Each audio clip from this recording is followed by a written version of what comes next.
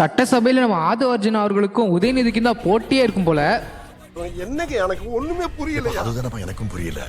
நேற்றுக்கு சட்டசபை லைவ்ல நம்ம உதயநிதி லாட்டரியை பற்றி அர்ஜுனா கிட்ட கேட்கவும் அர்ஜுனா வந்து சிம்பிளாக சொல்லியிருப்பாரு, நான் வந்து இது சம்மந்தப்பட்டு ஒன்றும் ஒர்க்லாம் பண்ணுறது இல்லைன்ட்டு.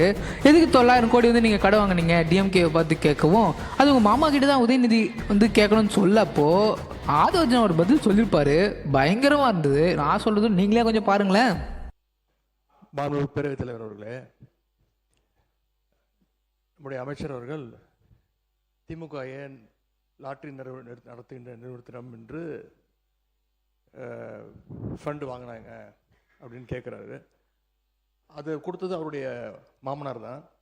அவருடைய மாமனார்கிட்ட கேட்டு அந்த விளக்கத்தை அவர் பெற்றுக்கொள்ள வேண்டும்.